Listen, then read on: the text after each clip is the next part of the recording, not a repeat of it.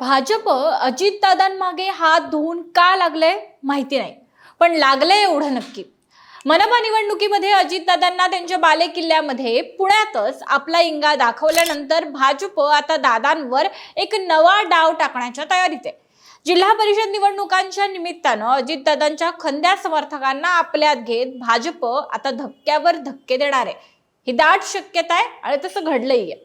नेमकं काय घडतंय पुण्यामध्ये, काय चर्चा आहेत आणि यामुळे दादांचं नेमकं काय होणार आहे, सगळं पाहूयात या व्हिडिओच्या माध्यमातून। लगेच व्हिडिओला सुरुवात करूया। नमस्कार, मी गौरी आणि तुम्ही पाहत आहात प्राइम टाइम महाराष्ट्र। सुरुवातीला एक महत्त्वाची आठवण, तुम्ही जर अजूनही आमचं चॅनल सबस्क्राइब केलं नसेल तर ते जरूर करा। पुणे आणि पिंपरी चिंचवड महापालिका निवडणुकीमध्ये भाजप अजितदादांचा पद्धतशीर कार्यक्रम करून झालाय। सत्तेसाठी एकत्र आलेल्या दोन्ही राष्ट्रवादींची ताकद चक्क त्यांच्याच बालेकिल्ल्यामध्ये कमी पडली आहे। कारण या निवडणुकीपूर्वी भाजपनं राष्ट्रवादीच्या अनेक मोठ्या नेत्यांचा पक्षप्रवेश आपल्यामध्ये करून घेतला।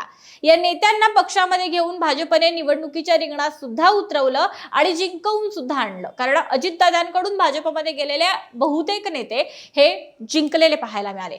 त्यामुळे भाजपचा हा इनकमिंगचा पॅटर्न पुण्यामध्ये मनपामध्ये अत्यंत फायद्याचा ठरल्याचं पाहायला मिळतंय आणि त्यामुळे आता हाच पॅटर्न, हीच रणनीती भाजप जिल्हा परिषदेत सुद्धा वापरणार आहे।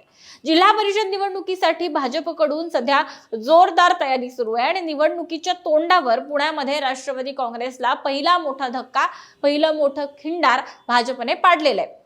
पुणे जिल्हा परिषद निवडणुकीसाठी भाजपने दादांच्या खंद्या समर्थकांना पक्षात घेऊन उमेदवारी देण्याचा प्लॅन आखलाय।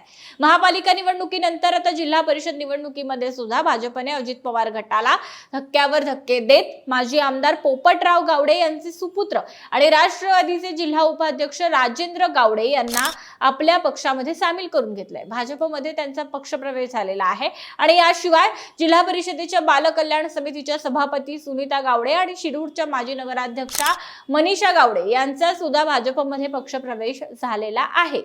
अजित पवार आणि विशेषतः दिलीप वळसे पाटील यांच्याशी अत्यंत एकनिष्ठ असलेल्या राजेंद्र गावडेंनी दादांना हा एक मोठा धक्का दिलाय आणि गावडेंना आपल्याकडे घेत भाजपने सुद्धा दिलाय।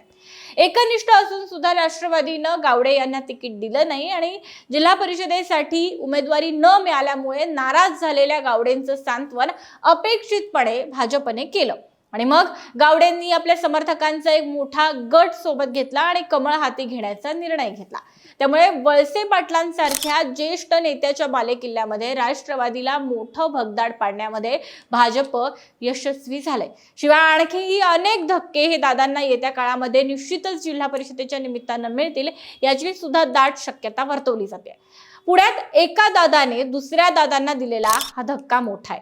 भाजपचे मंत्री चंद्रकांत पाटील यांच्या उपस्थितीमध्ये हे पक्ष प्रवेश घडवून आणण्यात आले। पुणे मनपामध्ये भाजपला थेट भिडणं, विखारी टीका करणं, अनेक आरोप करणं हे अजितदादांना चांगलंच नडलंय।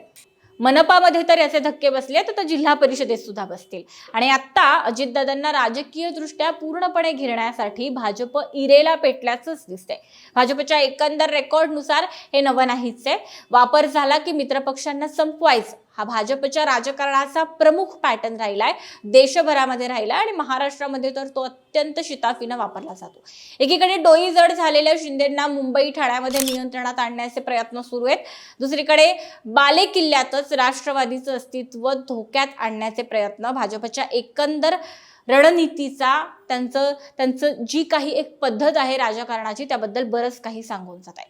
आता अजित पवारांची अशा पद्धतीची कोंडी, शिंदेंची ठाण्यात आणि मुंबईमध्ये कोंडी, या सगळ्यानंतर मित्रपक्ष असलेल्या या दोन्ही नेत्यांना आणि या दोन्ही पक्षांना भाजप या स्थानिकच्या निवडणुकांमध्ये पूर्णपणे नामोहरम करेल का राजकीय दृष्ट्या?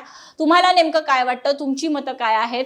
पुण्यामध्ये एकंदरच भाजपने जे आपले हातपाय पसरायला सुरुवात केलेले आहेत त्याबद्दलची तुमची मतं आणि अजितदादांनी कशा पद्धतीनं सावध व्हायला हवं, जर तुम्ही पुणे पिंपरी चिंचवड भागातले असाल तर तुमची काय निरीक्षण आहेत, सगळं आम्हाला वेळोवेळी सांगा आणि आम्ही या संदर्भातल्या सगळ्या बातम्या तुमच्यापर्यंत निश्चित पोहोचवत राहू।